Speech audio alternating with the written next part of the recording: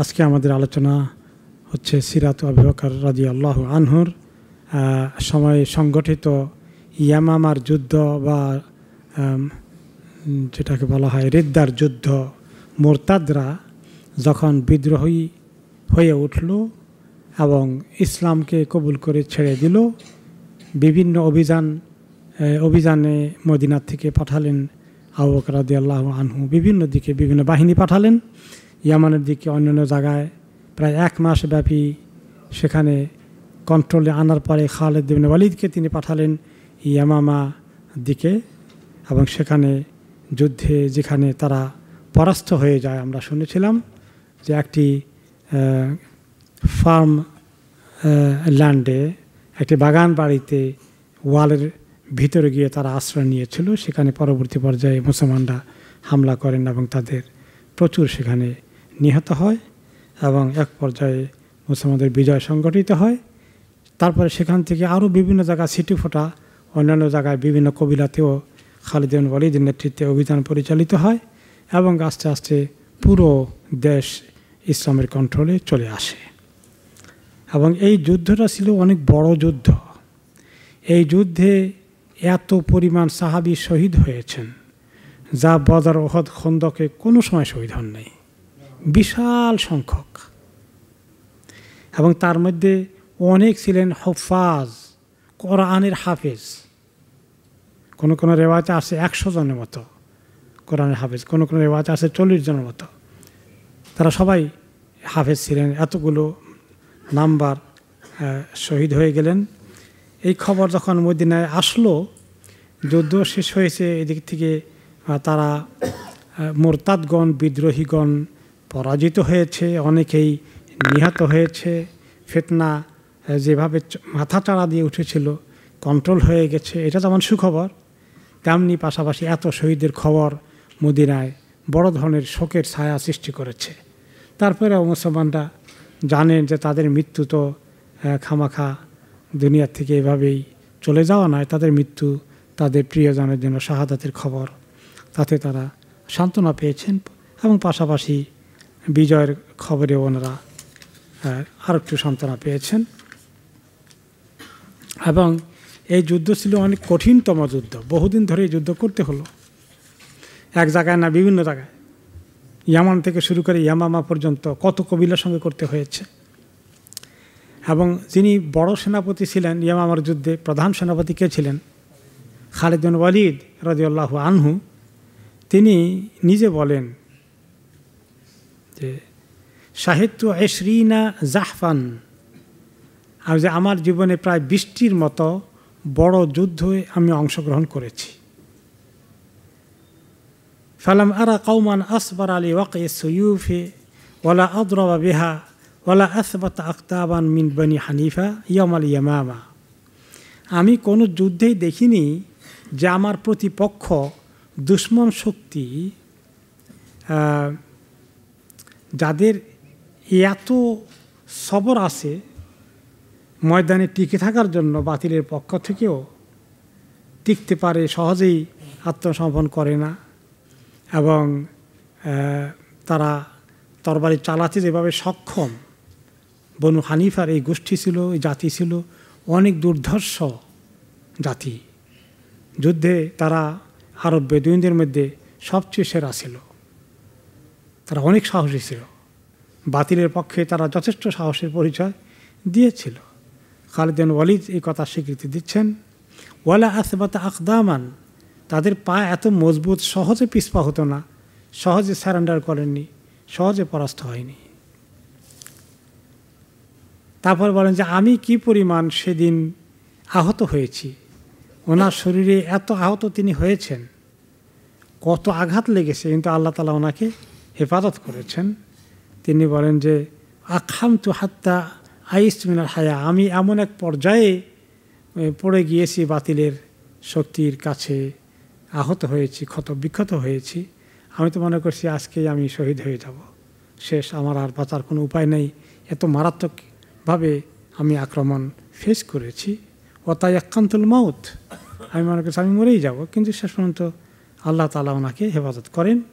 বিজয় শেষে সেখানে একটা লোক ছিল বনু হানিফা, তার নাম ছিল সালামা ইবনে উমাইর আল হানাফি।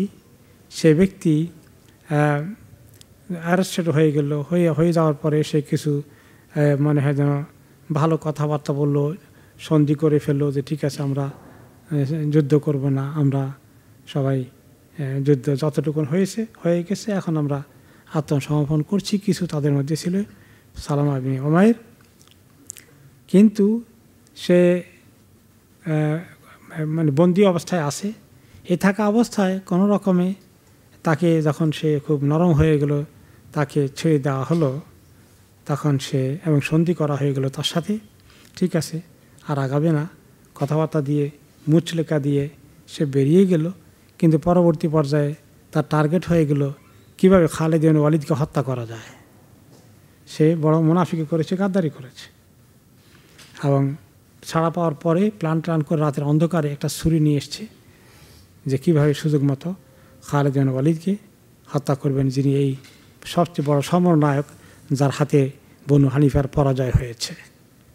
কিন্তু আলহামদুলিল্লাহ আল্লাহ তাআলা বাঁচিয়েছেন, যে তাকে রাতের অন্ধকারে চিনতে পেরেছেন। যারা সেন্ট্রি ছিলেন, যারা প্রহরীর কাজ করেছেন, তারা টের পেয়েছেন এবং তারা তাকে ধরেছেন, এবং শেষ পর্যন্ত আলহামদুলিল্লাহ তাদের হাতে সে মারা পড়ে এবং আলহামদুলিল্লাহ খালিদ ইবনে ওয়ালিদ সেফ হয়ে যান।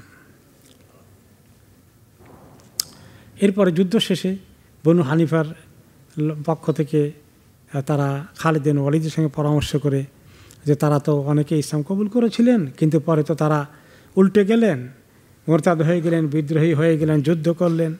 এখন তারা টের পেয়েছেন এবং খালিদ ইবনে ওয়ালিদের সঙ্গে পরামর্শ করে তিনি পাঠালেন, ঠিক আছে যাও, তোমরা যদি তোমাদের ঈমানকে নবায়ন করো এবং খলিফার সঙ্গে দেখা করতে চাও। তিনি তাদেরকে পাঠালেন। তারা এক দল আসলো আবু বকর রাদিয়াল্লাহু আনহুর সঙ্গে কথাবার্তা বলতে। তা আবু বকর রাদিয়াল্লাহু আনহু এই প্রথম সাক্ষাৎ করতেছেন সরাসরি, তিনি তো মদিনা, এদেরকে তো তিনি আর দেখার সুযোগ হয়নি। তারা কীভাবে বিদ্রোহ করলো, মুসাইলামা আল কাযযাবের পিছনে, মিথ্যা নবীর পিছনে ছুটলো দলে দলে। তো তারা এখন অনুতপ্ত এবং খলিফার সঙ্গে দেখা করে আশ্বস্ত করতে চান, আমরা ভুল করেছি, আমরা এখন আবার ইসলামে ফেরত এসেছি। এই আশ্বস্ত করতে তারা মদিনায় আসলেন। তো ওনার দরবারে দেখা হলো, কথা হলো। তো আবু বকর রাদিয়াল্লাহু আনহু আগ্রহ প্রকাশ করলেন যে আসমাউনা শাইআম মিন কোরআনে মুসাইলামা, তো তোমাদের মুসাইলামার নাকি কোরআন নাজিল হয়েছে, তার উপরে কিছু শোনাও দেখি আমাকে। কি কোরআন নিয়ে মুসাইলামা তোমাদের কাছে এসেছিল, কি ওহী তার কাছে এসেছিল? তারা বলল, তারা লজ্জিত, খুব শর্মিন্দা হয়ে গেল। বলল, আওয়া তাফিনা ইয়া খলিফাত রাসূলুল্লাহ, আল্লাহ রাসূলের খলিফা, এই মুসিবত থেকে আমাদেরকে আপনি সরাই ফেলেন না, আবারও মুসিবতে টানছেন কেন? এটা লজ্জার বিষয় আমাদের জন্য, আমরা যে কি আহম্মকের পরিচয় দিয়েছি। ফাকাল লা বুদ্দা মিন যালিক, আবার আমাকে কিছু শোনাইতেই হবে, তোমরা কোনো কথা নেই, ছাড়বো না। কিসের পেছনে তোমরা ছুটলা? সেই কি কোরআন নিয়ে তোমাদেরকে ব্যস্ত করে ফেললো? ওকে, তারপরে লা বুদ্দা মিন যালিকা, তো কিছু বলতেই হবে, আমাকে বলো কিছু, আমি শুনি। তো বলে যে ওই বললো, ইয়া দাফদা বিনতু দাফদা আইন নাক্কি লাকুম তানকিন লাল মা তুকাদ্দিরিন ওয়ালা শারিবা তামনাইন রাসাকে ফিল মাই ওয়া দামবুকে ফিত তিন। বললো যে এই দুইটা ব্যাঙের বাচ্চা ব্যাঙ, ওকে, তুমি পানির মধ্যে খেলাধুলা করো, যা পারো করো, তুমি যতই লাফালাফি করো পানির মধ্যে, পানি তো কোনো দিন ময়লা হয় না, এবং তোমরা যখন পানিতে থাকো, কেউ পানি খেতে আসলে সেটাও মানাও করো না, সবাইকে তোমরা অ্যালাউ করো, আর তোমরা তোমাদের মাথা থাকে পানির মধ্যে আর লেজ থাকে কাদার মধ্যে। তো এটা শোনার পরে তারপরে বললেন যে আরও বলতো, অল মুবাদ্দিরাতে জারআন ওয়াল হাসিদাতে হাসদান ওয়া দারিয়াতে কামহান ওয়া তাহিনাতে তাহনান ওয়াল খাবিজাতে খুবজান ওয়া শারিদাতে সারদান ওয়া লাকিমাতে লুকমান। এগুলো অর্থ কী? অর্থ হলো, বলতে চায় যে যারা বীজ বপন করে, ধানের বীজ, গমের বীজ, এই বীজ বপন করে, যে সমস্ত বীজ বপনকারীরা, তারপরে সেখান থেকে যারা বড় হওয়ার পরে সেখান থেকে গম সংগ্রহ করে, সেই গম সংগ্রহকারীগণ, তারপরে গমকে আবার যারা আটা বানায়, সে আটা তৈরিকারী লোকজন, এরপরে আবার সেগুলোকে নিয়ে যে সমস্ত মহিলার রুটি বানায়, সেই সমস্ত রুটি বানানো লোকজন, তারপর সেখান থেকে সারিদ বানায়, রুটিকে গোস্ত দিয়ে একসঙ্গে পাক করে, মানে ওইটা তাদের আরবদের যেটা ছিল সারিদ, আমাদের বিরিয়ানির বিকল্প। আমরা গোস্তের ঝোলের মধ্যে বিরিয়ানি পাকাই, তারা গোস্তের ঝোলের মধ্যে রুটি দিয়ে সারিদ বানায়।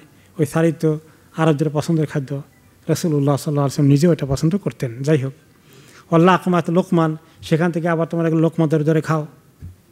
তো এই হলো আর কি এই তার কোরআনের অবস্থা। তো এগুলো শুনে আবু বকর রাদিয়াল্লাহু আনহু বললেন, লাকাদ ফাদ্দালতু আলা আহলিল ওয়াবার। ও আরও বললেন যে সে আরও বলেছে আমাদেরকে অনেক কিছু। যাই হোক, এগুলো শোনার পরে আবু বকর রাদিয়াল্লাহু আনহু বললেন, সুবহানাল্লাহ, ইন্না ওয়াইহাকুম আইনা কানা ইয়াযহাবু বিউকুলিকুম। হায় হায়, তোমাদের এই দুরবস্থা, তোমাদের আকল জ্ঞান কোথায় গিয়েছিল? ইন্না হাদাল কালাম লা ইয়াখরুজ মিন ইল ওয়ালা বের। এই কথা, এই জাতীয় কথা তো কোনো মানে এলাহ আল্লাহর পক্ষ থেকে তো নাজির হতেই পারে না, আর কোনো সাধারণ মানুষের পক্ষ থেকেও যার একটু জ্ঞান আছে, সেন্স আছে, তার মুখে দিয়ে আসতে পারে না। বাচ্চারাও খেলাধুলা করতে গিয়ে তো এগুলো বলবে না। এগুলো এত মূল্যহীন কথা, কেমনি তোমরা এটার পিছনে ছুটলে? তারপরে উসামার আরও কাহিনী ছিল। উসামা তো নয়,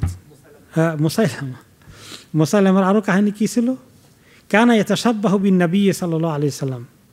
নবী করিম সাল্লাল্লাহু আলাইহি সাল্লাম যে সমস্ত কাজ করতেন, ওগুলাকে কিছু কপি করার, তার নকল করার চেষ্টা করত।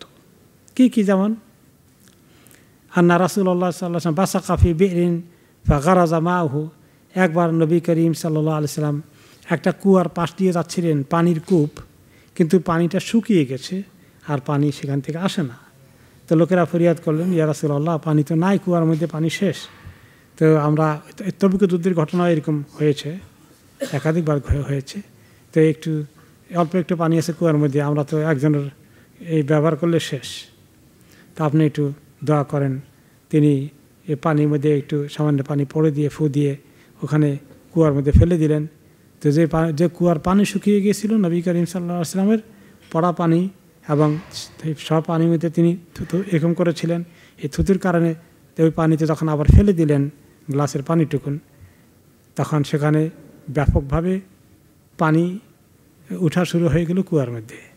আমরা সিরাতে নবী করিম সাল্লাল্লাহু আলাইহি ওয়াসাল্লামের মধ্যে পড়েছি, এটা পানি ভর্তি হয়ে গেল। তো এখন মুসাইলামা এই কাজ করতে চাইল। তো এরকম এক জায়গায় শুকনা কুয়া পাওয়া গেছে, সে মনে করছে সে এরকম করলেও কাজ হবে। ওখানের মধ্যে সে পানি একটু নিয়ে তার মধ্যে থুতু গিয়ে ফেলে দিছে। এখন দেখছি ওখানে পানি যা ছিল সেটাও শুকাই গেছে। তারপরে আরেক জায়গায় সে চলে গেছে, সেখানে পানির সংকট, পুরোটা একেবারে লবণাক্ত পানি হয়ে গেছে কুয়ার মধ্যে। সেখানে গিয়ে সে উজু করছে, যেভাবে নবী করিম সাল্লাল্লাহু আলাইহি ওয়াসাল্লাম উজু করতেন, উজু করে উজুর পানি আবার ওখানে নিক্ষেপ করতেন। সে তার উজুর পানি সেই শুকানো বিশাল খেজুর বাগান, যেখানে পানি দেওয়া হতো কুয়ার থেকে, সেখানে তার উজুর পানি নিয়ে ছেড়ে দিছে। ও পুরো বাগান সহ পুরো পানি শুকিয়ে একদম কাঠ হয়ে গেছে। এরপরে ও উতিয়া বে উলদানিন ইয়াবরুকু আলাইহিম, তার কাছে যেভাবে নবী করিম সাল্লাল্লাহু আলাইহি ওয়াসাল্লামের কাছে বাচ্চা থেকে নিয়ে আসতো, ইয়া রাসূলুল্লাহকে দোয়া করে দেন, তার মাথায় হাত বুলিয়ে দেন, তাকে একটু দোয়া পড়ে ফু দেন, তার কাছে নিয়ে যেত আরবের লোকেরা। আমাদের দেশে এরকম করে, পীর ফকির মার্কা কিছু আছে না, ভণ্ড মাজারের মধ্যে, এদের কাছে নিয়ে যায় ফুফা দেওয়ার জন্যে। হ্যাঁ, তো নিয়ে গেছে ওর কাছে। তো গিয়ে যখন তাদের যাকে ফু দিয়েছে, ফু দেওয়ার সাথে সাথে কোনো বাচ্চার মানে মাথার চুল সব পড়ে গেছে, কারো মানে আর কথা জবান বন্ধ হয়ে গেছে, উল্টা কাজ হয়েছে আরও। আল্লাহ তাআলা তার এগুলার অভিশাপ লাগিয়ে দিয়েছেন। ওকে, তারপরে আরেক লোক আসছে যে আমার চোখের মধ্যে কী যেন একটু ডিস্টার্ব করে, আমার চোখের মধ্যে ফু দেন। সে হাত দিয়ে পড়ে কি ফু দিয়েছে, পুরোটা অন্ধই হয়ে গেছে, সব উল্টা। এভাবে করে তারপরে তারা সেখান থেকে আবু বকর রাদিয়াল্লাহু আনহু থেকে নসিহত নিয়ে তারা ফেরত গেল। এবার আমরা আসি যে এই যুদ্ধের পরেই একটা বড় ঘটনা ঘটে। সেটা হলো কি, যুদ্ধে 100-র মতো সাহাবি, কোনো কোনো রেওয়ায়তে 40 জনের মতো সাহাবি, তারা সবাই হাফেজ ছিলেন। শহীদ হওয়ার কারণে ওমর রাদিয়াল্লাহু আনহু আবু বকর রাদিয়াল্লাহু আনহুকে বললেন, এই যে কোরআনের এত হাফেজ এক যুদ্ধে মারা গেল, আগামীতে যুদ্ধ হয়ে গেলে বাকি হাফেজরা যদি মারা যায় তো জমিনে তো আর কোরআনই থাকবে না। আর তখন কি অনেকগুলো ছাপাখানা ছিল, কোরআনের কপি ঘরে ঘরে ছাপিয়ে জোগাড় করার ব্যবস্থা হয়ে গেছিল? না, কোরআন তো এমনকি একটা A to Z পুরোটা এইভাবে কিতাব আকারে হাতে দিয়ে লিখেও এক জায়গায় জমায়েত করা হয় নাই। কোরআন কোন জায়গায় ছিল তখন? নবী করিম সাল্লাল্লাহু আলাইহি ওয়াসাল্লাম যখন ইন্তেকাল করেন, কোরআনের কপি অনেক বাজারে পাওয়া গেছে না। তো কোরআন কোন জায়গায় ছিল? মানুষের দিলের মধ্যে হাফেজরা মুখস্থ করেছেন। আর কোনো সময় যে সমস্ত সাহাবীরা হাফেজ হননি বা হাফেজ হলেও কেউ কেউ নোট করে রেখেছেন। কাগজ কলম কি এই জামানা মাতা ছিল? পাথরের মধ্যে খোদাই করে, পাথরের স্লেট মার্কা পাথরের টুকরার মধ্যে লিখে রাখছেন। খেজুর গাছের যে ইয়া আছে আপনার সালের মতো আছে, এগুলোর মধ্যে লিখে রেখেছেন। কাঠের টুকরার মধ্যে স্লেটের মতো বানিয়ে লিখে রেখেছেন। এগুলোর মধ্যে বিভিন্ন সাহাবীদের কাছে, ঘরের মধ্যে কারো কাছে এতগুলো, কারো কাছে এতগুলো নিয়ে তারা এইভাবে রেখেছেন। আর এগুলোকে ওনারা চেক করতেন যে হাফেজরা তো অনেক আছে, এদের থেকে আমরা শুনবো। কিন্তু এখন হাফেজরা অনেকেই শহীদ হয়ে গেলেন, আগামীতে হাফেজরা যদি মরে যান তাহলে কি হবে? ওমর রাদিয়াল্লাহু আনহু আবু বকর রাদিয়াল্লাহু আনহুকে প্রেয়ারি করলেন যে আপনি কোরআনকে লিপিবদ্ধ করার A to Z বিগিনিং থেকে একেবারে সূরা ফাতিহা থেকে শুরু করে সূরা নাস পর্যন্ত পুরো লিখিত কপি রেখে যাওয়ার ব্যবস্থা করেন, তা না হলে কিন্তু কোরআন পৃথিবী থেকে হারিয়ে যাবে।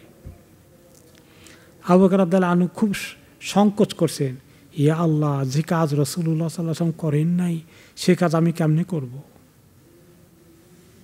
এটা আমি কেমনে করব? উনি করেন না যে কাজ কেমনে করব? এটা জেনারেল স্পিরিট যে কাজ রাসূলুল্লাহ সাল্লাল্লাহু আলাইহি ওয়াসাল্লাম করেন সেটা আমরা করব না। দিনের মধ্যে নতুন কিছু আমরা জোগাড় করব না, আবিষ্কার করব না।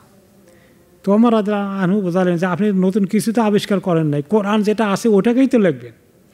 ওনাকে অনেক বোঝানোর পরে, আরও কিছু সাহাবী কথাবার্তা বলার পরে শেষত আবু বকর রাদিয়াল্লাহু আনহু কনভিন্সড হলেন এবং তিনি এই কোরআন লেখার, লিপিবদ্ধ করার কাজ, সংকলন করার কাজ, কপি করার কাজের জন্য দায়িত্ব দিলেন সাহাবী যায়েদ ইবনে সাবিত রাদিয়াল্লাহু আনহুকে। যায়েদ ইবনে সাবিত রাদিয়াল্লাহু আনহু, যিনি 10 জন ওহী লেখকের মধ্যে অন্যতম ছিলেন। 4 জন বেশি লিখতেন, তার মধ্যে উনি প্রধান, এবং উনি 1 নম্বর হিসাবে তখন কোরআন লেখকের কাজ, ওহীর নাজিল হলেই উনি লিখতেন। তো লিখে এখানে সেখানে আসে, মনে করেন যে কোনো সময় তাদের বর্ষার ইয়ের মধ্যেও লেখা থাকতো, যে লোহার কাঠের অংশ আছে সেখানে লেখা থাকতো, এই বিভিন্ন জায়গায়।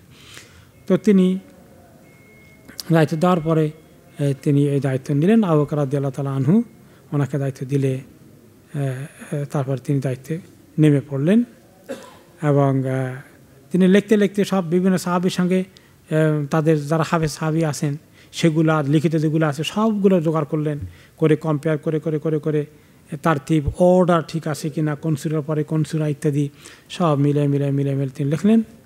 তারপরে যায়েদ ইবনে সাবিত রাদিয়াল্লাহু আনহু বলেন যে আমি সূরা জোগাড় করলাম, সূরা তাওবার শেষ আয়াতটা কারো কাছে লিখিত পেলাম না। সূরা তাওবার শেষের 2 আয়াত আছে না, লাকাদ জাআকুম রাসূলুম মিন আনফুসিকুম আজিজুন আলাইহি মা আনিতুম হারিসুন আলাইকুম বিল মুমিনিনা রাউফুর রহিম, 128 নম্বর আয়াত। এটা কোনো জায়গায় লিখিত পাচ্ছি না। ফাইন তাওয়াল্লাহু, সেখান থেকে বাকি অংশটুকুন শেষ পর্যন্ত খুঁজতে পাওয়া গেল আপনার এক সাহাবী আবি খোজাইমা আল আনসারী রাদিয়াল্লাহু আনহু, ওনার কাছে লিখিত পাওয়া গেল। পাওয়ার পরে কনফার্ম হয়ে এরপরে সেটাকে ঢুকিয়েছিলেন।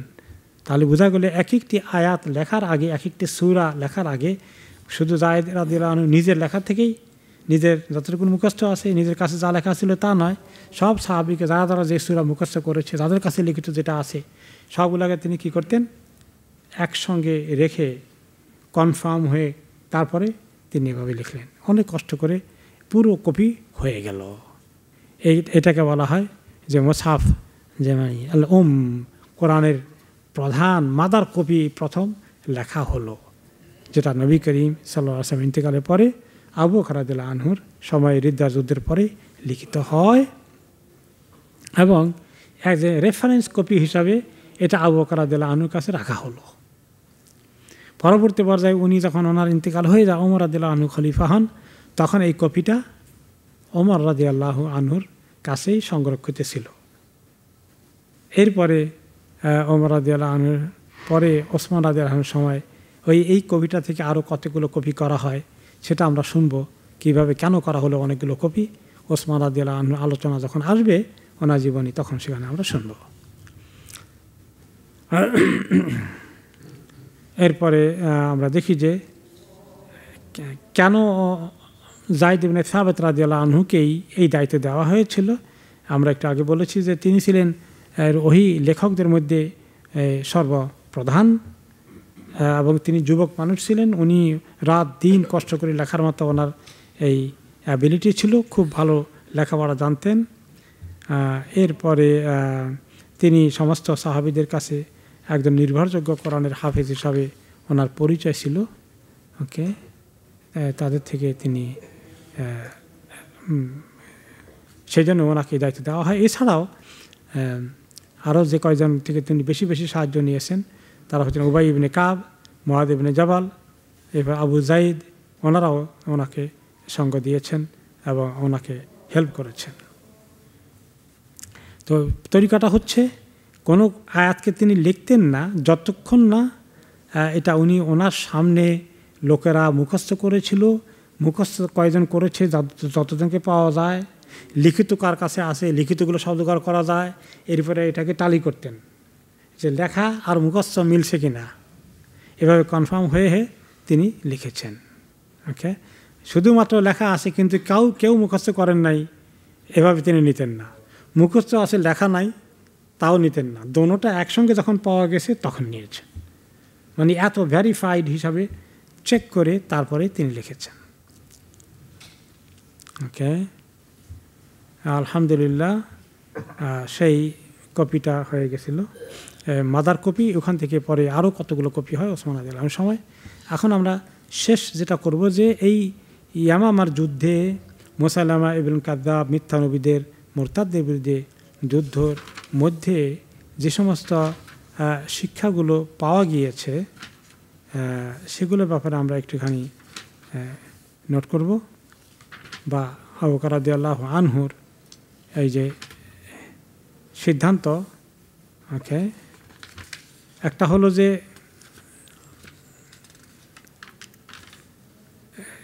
সমস্ত গুরুত্বপূর্ণ শিক্ষা আছে তার মধ্যে একটা হলো যে আল্লাহ তাআলা বিজয় দান করেন, বিজয়ের জন্য কিছু শর্ত আছে। সেই শর্তগুলো, কারণ বনু হানিফা এত শক্তিশালী জাতি, তাদের বিরুদ্ধে সংখ্যার দিক থেকে এবং যুদ্ধের অভিজ্ঞতার দিক থেকে কিন্তু তাদের মতো কেউ ছিল না আরব উপদ্বীপে। সাহাবায়ে কেরাম সেটা বিজয় লাভ করেছেন। যে শর্তগুলো আল্লাহর মধ্যে আছে, আল্লাহ তাদের মধ্যে দিয়েছেন কোরআনের আয়াত অনুযায়ী, ওগুলো পূরণ করার কারণে শক্তিশালী জাতির বিরুদ্ধে ওনারা বিজয় লাভ করেছেন।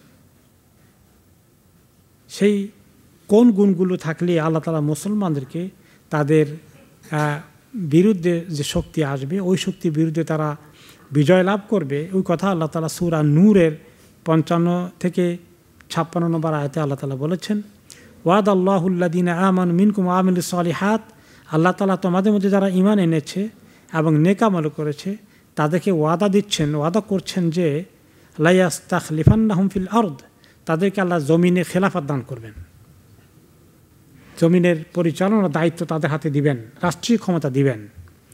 কামা ইস্তাখলাফাল্লাযীনা মিন ক্বাবলিহিম, যেভাবে তাদের আগে পূর্ববর্তী নবীদের উম্মতদেরকে আল্লাহ তাআলা পৃথিবীতে রাষ্ট্রীয় দায়িত্ব পালন করার এই সুযোগ দিয়েছেন, বিজয় দিয়েছিলেন, ক্ষমতা দিয়েছিলেন। ওয়ালাইমাক্কিনান্না লাহুম দীনাহুমুল্লাযী ইরতাদা লাহুম, এবং তাদের এই দিনকে আল্লাহ প্রতিষ্ঠা করার ক্ষেত্রে তাদেরকে সাহায্য করবেন, তাদেরকে আল্লাহ তাআলা বিজয় দেবেন, যে দিন আল্লাহ তাদের জন্য পছন্দ করেছেন।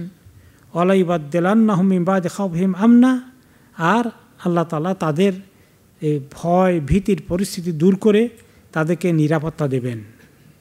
ইয়াবুদুনানি, আমারই ইবাদত করবে শুধু, লা ইউশরিকুনা বি শাইআ, তারা আমার সঙ্গে কাউকে শরীক বানাবে না। ওমান কাফারা বাদা যালিকা ফাউলাইকা হুমুল ফাসিকুন, যারা এরপরে জেনে শুনে ইসলামে আসার পরেও কুফরি করে, এরা হচ্ছে সত্যিকার পাপাচারী, এরা সত্যিকার গুনায় লিপ্ত লোকজন। ওয়া আকিমুস সালাতা ওয়া আতুজ যাকাত, আর তোমরা নামাজ কায়েম করো, যাকাত দাও। ওয়া আতিউর রাসূল লাআল্লাকুম তুরহামুন, তোমরা রসুলের আনুগত্য করো, আশা করা যায় তোমাদের উপরে আল্লাহ তাআলা রহমত নাজিল করবেন।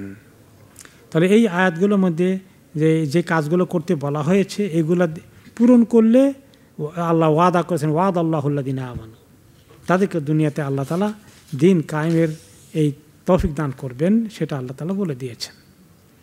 তারপরে আল্লাহ তাআলা মুসলমানদেরকে ইসলামকে টিকিয়ে রাখার জন্য, বাতিল শক্তির মোকাবিলায় শক্তি অর্জন করার জন্য, যুদ্ধ করতে হলে যুদ্ধের জন্য প্রস্তুতি নিয়ে রাখতে বলে দিয়েছেন আল্লাহ তাআলা।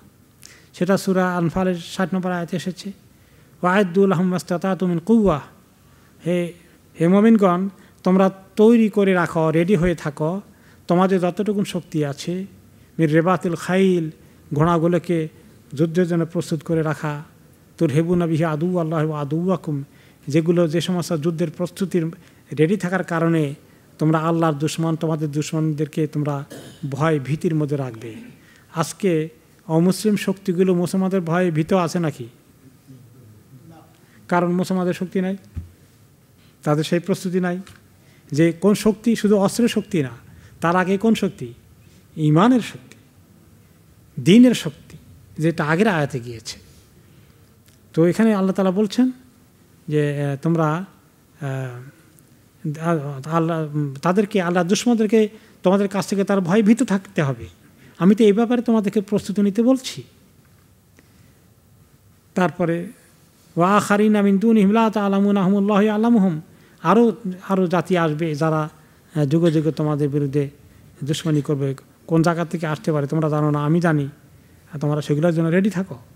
ওমা তুনফিকু মিন শাইইন ফি সাবিলিল্লাহ ইউওয়াফা ইলাইকুম ওয়া আনতুম লা তুযলামুন, যুদ্ধ জিহাদের জন্য প্রস্তুতি নিতে, অস্ত্রশস্ত্র জোগাড় করতে, এগুলোর জন্য তোমাদের যে খরচ করবে আল্লাহর রাস্তায়, এগুলো সব তোমাদের জন্য, তোমাদেরকে আল্লাহ সব ফেরত দেবেন একদিন। কথা কোন সময়? হাসরের ময়দানে। ওয়া আনতুম লা তুযলামুন, তোমাদেরকে জুলুম করা হবে না। তোমাদের এই ত্যাগ, স্যাক্রিফাইস, কোরবানি, আল্লাহর দ্বীনের জন্য লড়াই করার এই মানসিকতা, আল্লাহ তাআলা এটাকে পুরস্কৃত করবেন। তো আল্লাহ তাআলা এই প্রস্তুতি নিয়ে সাহাবায়ে কেরাম পিছপা হননি, সেই প্রস্তুতি এবং সেই মানসিকতা নিয়ে ওনারা এসেছিলেন। আল্লাহ তাআলা তাদেরকে বিজয় দান করেছেন। আদিল্লাতিন আলাল মুমিনিন আইজ্জাতিন আলাল কাফিরিন। আর মোমেনদের গুণের মধ্যে আরেকটা বলেছেন, মোমেনরা সবসময় নিজেদের ব্যাপারে, নিজেদের প্রতি একে অপরে খুব ভালো ব্যবহার করবে। কেউ কারোর বিরুদ্ধে কোনো ধরনের যুদ্ধ বিগ্রহ, কেউ কাউকে কষ্ট দেওয়া, কারোর প্রতি শক্ত অবস্থান নেওয়া মোটেই নয়। আইজ্জাতিন আলাল কাফিরিন, বরঞ্চ মোমেনরা কাফেরদের ব্যাপারে কখনো কম্প্রোমাইজ করবে না, কিন্তু মোমেনদের ব্যাপারে তারা একে অপরকে ছাড় দিবে, একে অপরকে খুব রেসপেক্ট করবে। এখানে নিজেদের ভিতরে সম্পর্কটাকে মজবুত করবে। দুশমনি শুধু আল্লাহর দুশমনদের সঙ্গে, মোমেনের সঙ্গে কোনো দুশমনি হতে পারে না। এভাবে করে আল্লাহ তাআলা অনেক গুণের কথা বলেছেন, যেগুলো বিনিময়ে এত বড় শক্তির মোকাবিলায় মুসলমানদেরকে আল্লাহ তাআলা বিজয় দিয়ে দিলেন। আলহামদুলিল্লাহ, এই হলো শিক্ষা। তারপরে আমরা দেখি যে এই যুদ্ধের পরে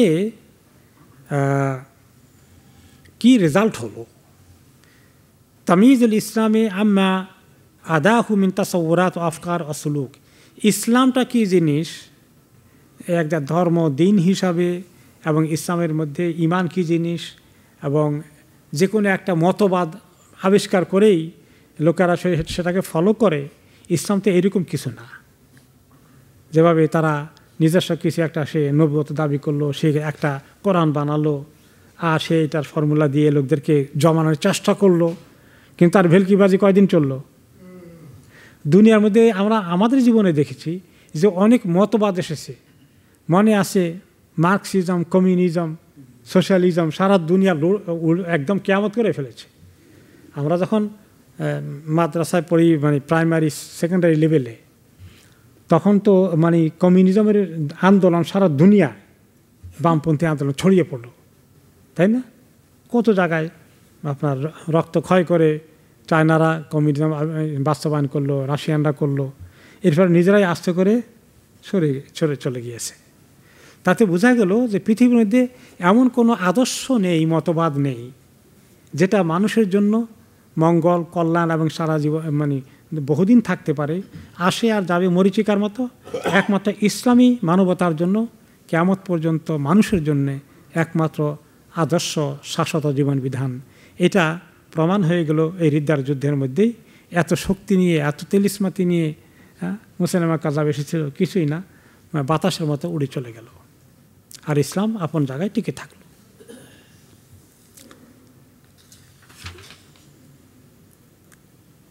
এরপরে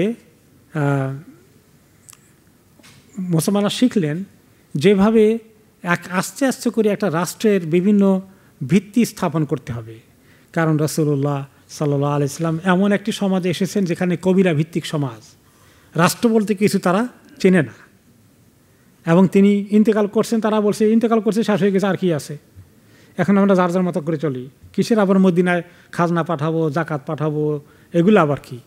তারা ওই ফ্রি বেদুইন জিন্দেগি, কোনো সমাজ মানা, রাষ্ট্র মানা, আইন কানুন মানা নাই, তাদের কবিলা সব কিছু ভিত্তি। তো এটা তো ইসলামের জন্য মানে ইসলাম তো এটা না। এবং মদিনায় যে নবী করিম সাল্লাল্লাহু আলাইহি ওয়াসাল্লাম ইসলামের সমাজ প্রতিষ্ঠা করেছেন, সেটার জন্য একটা শক্ত ঘাঁটি, ভিত্তি, একটা রাষ্ট্রের যে সমস্ত কম্পোনেন্ট লাগে, বুনিয়াদ লাগে, এগুলো আস্তে আস্তে সাহাবায়ে কেরাম দাঁড় করালেন যে না, এইভাবে হবে না, আমাদের সামনে অনেক বিপদ আপদ আসতে পারে। আস্তে আস্তে করে ওনারা মদিনা রাষ্ট্রের ভিত্তিটাকে আস্তে আস্তে বাড়াতে থাকলেন। তারপরে তাই নয়, শুধু গোটা আরব উপদ্বীপকে কন্ট্রোলে আনার পরে এবার ওনাদের প্ল্যান হলো যে আমাদের কাজ তো শুধু মদিনার ভিতরে আরব দেশে সীমাবদ্ধ নয়, আমাদের ইসলাম এসেছে সমস্ত দুনিয়ার জন্য। এখন দুনিয়ার অন্য অন্য জায়গায় ইসলামকে ছড়িয়ে দিতে হবে, কিন্তু তারা কি অ্যালাউ করবে? পারস্য শক্তিকে অ্যালাউ করবে? রোমান শক্তিকে অ্যালাউ করবে? করবে না। সেগুলোর জন্য ওনারা চিন্তা করলেন যে আমাদের শক্তি জোগাড় করতে হবে, সেনাবাহিনী গঠন করতে হবে, অস্ত্র জোগাড় করতে হবে, মুজাহিদদের শক্তি বাড়াতে হবে।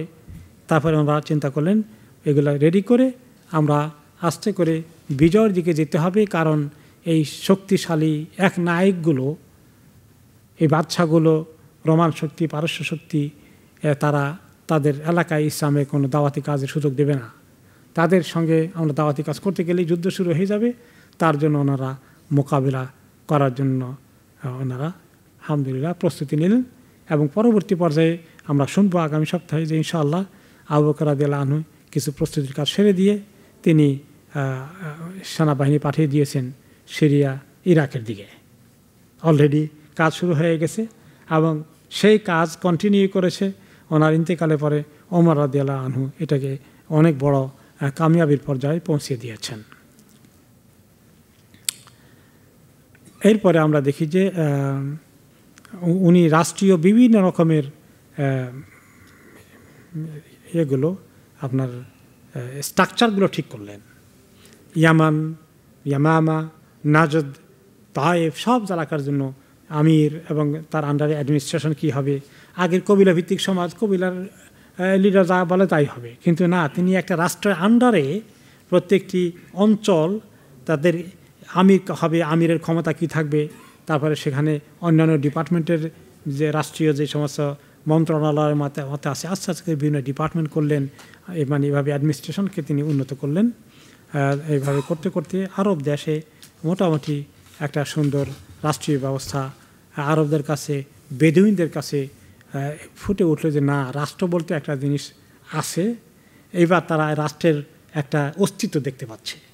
এর আগে তাদের যাযাবর জিন্দেগির মধ্যে রাষ্ট্রের কোনো অস্তিত্ব ছিল না। এই কন্ট্রোলে নিয়ে আসলেন, আনার পরে এবারে বিজয়ের দিকে পাঠানোর জন্য আবু বকর রাদিয়াল্লাহু তাআলা আনহু উদ্যোগ নিলেন। এইগুলো করতে করতে তো ওনার অনেক সময় চলে গেছে। উনি তো মাত্র 3 বছর বা সামান্য বেশি পেয়েছেন। এগুলা বাকি যুদ্ধ পাঠানোর আগে তিনি প্রস্তুতি সম্পন্ন করে ফেললেন এবং যুদ্ধের জন্য তিনি প্রস্তুতি নিলেন। কি কি প্ল্যান করেছিলেন এগুলো নিয়ে বিস্তারিত আলোচনা হবে।